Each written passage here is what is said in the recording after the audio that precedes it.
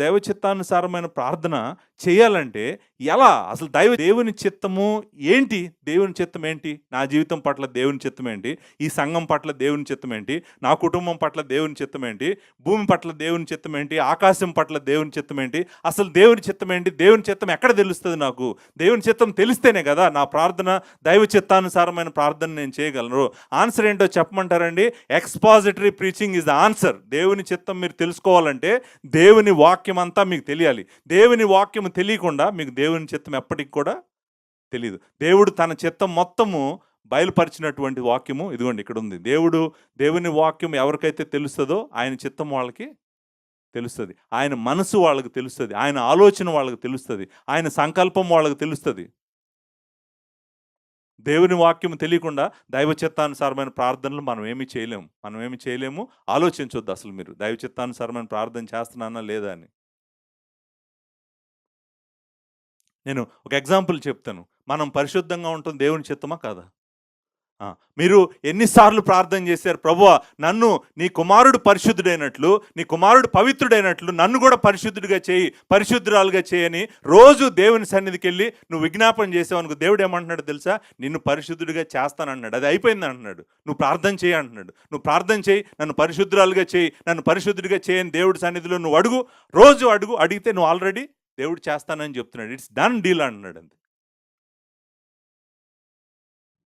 మనం పరిశుద్ధుడిగా ఉండాలి ప్రభువా, నేను పరిశుద్ధుడిగా చేయి ప్రభువా, నన్ను దీనుడిగా చేయి ప్రభువా, నన్ను నలిగిన హృదయం గలవాడిగా చేయి ప్రభువా, నేను వ్యర్థమైన వాటిని చూస్తున్నాను ప్రభువా, వ్యర్థమైన దాన్ని వెతుకుతున్నాను ప్రభువా, నా సమయం అంతా వేస్ట్ చేసుకుంటున్నాను ప్రభువా, అసలు నా జీవితంలో నీ చిత్తం ఏంటి ప్రభువా అని రోజైనా ప్రార్థన చేశారా? ప్రభువా నా జీవితంలో నీ చిత్తము ఏంటి?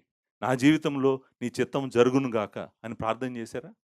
నాకు సంవత్సరాలు లేవు ప్రభువా, ఇంకా కొన్ని సంవత్సరాల్లో ఉన్నాయి, ఈ సంవత్సరాలన్నీ నీ మహిమ కోసం వాడదాం అనుకుంటున్నాను ప్రభువా, ఇప్పటికంతా చాలా వేస్ట్ చేసుకున్నాను, మిగిలిన జీవితం నీ మహిమ కోసం వాడదాం అనుకుంటున్నాను, అది నా జీవితంలో జరగాలని నేను కోరుకుంటున్నాను. నా చిత్తం కాదు ప్రభువా, నా కోరికలు కాదు ప్రభువా, నా ఆశలు కాదు ప్రభువా, నా భవిష్యత్తు కాదు ప్రభువా, అంతా తీసి పక్కన పెడుతున్నాను, నీ చిత్తం నా జీవితంలో జరగాలని కోరుకుంటున్నాను ప్రభువా అని ప్రార్థన చేయండి. ప్రార్థన చేస్తే దేవుడు ఆ ప్రార్థనను అంగీకరిస్తాడు. నీ బిడ్డల జీవితాల్లో ప్రభువా మీ చిత్తం జరిగించండి అని ప్రార్థన చేయండి. నీ బిడ్డలకి ఏం కావాలో మీరు చెప్పాల్సిన అవసరం లేదు. అయ్యా నా బిడ్డల జీవితాల్లో మీ సంకల్పము సంపూర్ణంగా నెరవేరాలని నేను ప్రార్థన చేస్తున్నాను. ఏ రోజు నా బిడ్డలు నీ మీద తిరుగుబాటు చేయకూడదని, నిన్ను విడిచిపెట్టకూడదని నేను ప్రార్థన చేస్తున్నాను ప్రభువా. ప్రార్థన చేయండి. అలాంటి ప్రార్థన దైవ చిత్తానుసారమైన ప్రార్థన కాదు మీకు తెలుసు.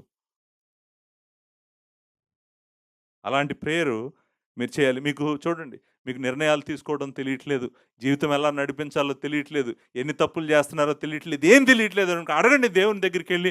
ఎవరికైనా నువ్వు జ్ఞానం లేకపోతే దేవుడు అడగమన్నాడు కదా, అడగండి, జ్ఞానం అడగండి. ప్రభువా నాకు జ్ఞానం ఇవ్వు ప్రభువా, నాకు జ్ఞానం లేనోడిని. ఆయన ఇస్తానంటున్నాడు జ్ఞానం నువ్వు అడిగితే. You ask wisdom, he will give you wisdom. నీ మాట వినేవాడిగా చేయి ప్రభువా అని ఎప్పుడన్నా ప్రార్థన చేశారా?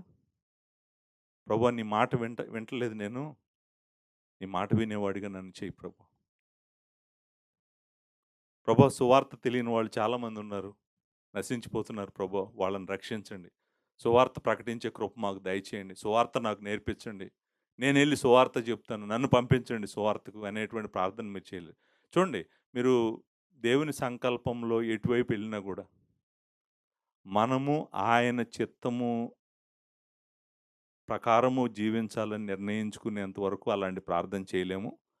అలాంటి ప్రార్థనలు చేసేంతవరకు కూడా దేవుడు సమాధానం ఇవ్వడు.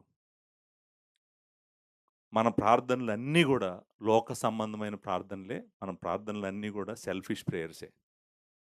దేవుని కోసము, దేవుని రాజ్యం కోసము, దేవుడి మహిమ కోసము, దేవుని కోసము గాడ్స్ ఓరియంటెడ్గా ప్రేయర్సే లేవన్నమాట. ఆ ప్రేయర్స్ చేయాలనే దేవుడు కోరుకుంటున్నాడు. ఇంకొకటి ఏంటి చెప్పమంటారండి? జాగ్రత్తగా వెళ్ళండి. కష్టాల్లో నుంచి వెళ్తున్నాం అనుకోండి, మనం చాలా కష్టాల్లో నుంచి వెళ్తున్నాం అంటే చావు బతుకు లాంటి కష్టాల్లో నుంచి వెళ్తున్నారు అనుకోండి, వెళ్ళేటప్పుడు అది ఎంత కష్టమైనా కూడా ప్రభువా నేను నిన్ను నమ్మేటట్టు నాకు సహాయం చేయండి ప్రభు అని ప్రార్థన చేశారా? నిన్ను పూర్తిగా I have to trust you 100%. ప్రభువా ఎంత కష్టం వచ్చినా నా జీవితంలో నేను నిన్ను ప్రశ్నించకుండా, నీ మీద ఒక్క మాట కూడా చెడ్డ మాట అనకుండా నేను నిన్ను పూర్తిగా నమ్మేట విధంగా నా జీవితం ఉంచు ప్రభు అని ప్రార్థన చేయండి. అది దైవ చిత్తానుసారమైన ప్రార్థన. ఆయనకు మహిమొస్తది. ఎందుకో తెలుసా?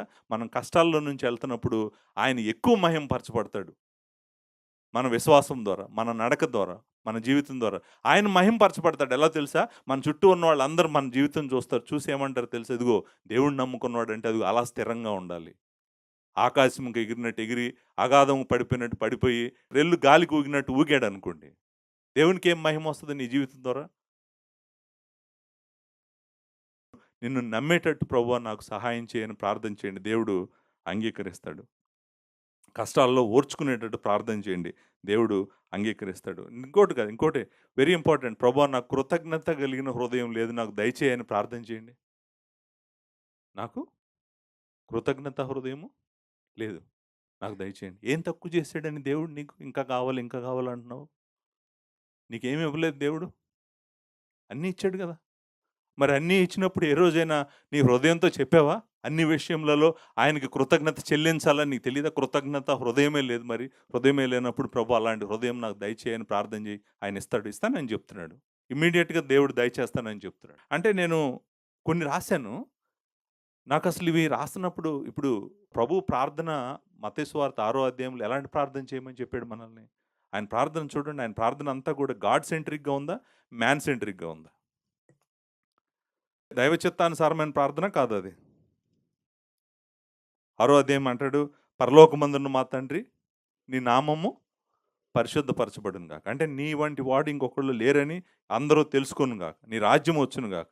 నీ చిత్తం పరలోకమందు నెరవేరినట్లు భూమి అందును నెరవేరును గాక. మనం బ్రతకడానికి నాకు ప్రభువా ఆహారం ఇవ్వు, బట్టలివ్వు అడగండి. అది ఆయన చిత్తమే. నువ్వు బతకడం ఆయన చిత్తమే. నువ్వు ప్రభువా నేను చాలా మంది మీద కోపం ఉంది. నాకు వాళ్ళని క్షమించగలిగిన హృదయం ఇవ్వు. క్షమించగలిగిన హృదయము నాకివ్వు. నువ్వు మనుషులను క్షమిస్తేనే గదా దేవుడు నిన్ను క్షమించేది. లేకపోతే దేవుడు క్షమించనన్నాడు. నువ్వు క్షమించకపోతే క్షమాపణ ఎక్కడ దొరుకుతది నీకు? క్షమించు. క్షమించే హృదయం లేదనుకో అడుగు ప్రభువా క్షమించే హృదయం నాకు దయచేయి.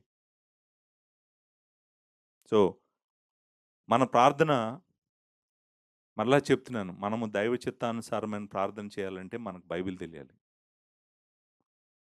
దేవుని వాక్యంలో మరలా ఎష్యూరెన్స్ ఎక్కడుందంటే, మనకు నిశ్చయత ఎక్కడుందంటే దేవుని వాక్యంలోనే ఉంది. దేవుని వాక్యంలో ఆయనకి ఇష్టమైంది ఏంటి? ఆయన్ని సంతోషపెట్టేదేంటి? ఆయనకి మహిమ తెచ్చేదేంటి?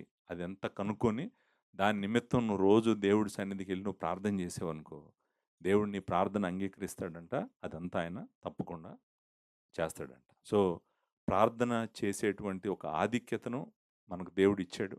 మనము దేవుని సన్నిధికెళ్ళి ప్రతిదినము ప్రార్థన చేద్దాం. దైవ చిత్తము, దేవుని చిత్తం మన జీవితాల్లో, మన బిడ్డల జీవితాల్లో, మన సంఘం జీవితంలో జరగాలని, ఆయన రాజ్యం రావాలని, ఆయనకు మహిమ రావాలని, మనం రోజు దేవుని సన్నిధికి వెళ్ళి మనం గోజాడదాం. అంతేకాదు, అన్నిటికన్నా ప్రాముఖ్యంగా ప్రతి ఒక్కరం మనం చేయాల్సిందేంటంటే, అయ్యా నన్ను పరిశుద్ధుడిని, పరిశుద్ధురాలిని చెయ్యి. నీ కుమారుడి సారూప్యతలోకి నన్ను మార్చు. ఈ ప్రార్థన మంచి ప్రార్థన. ఈ ప్రార్థన ప్రతి ఒక్కరూ చేయటానికి ప్రయత్నము చేయండి.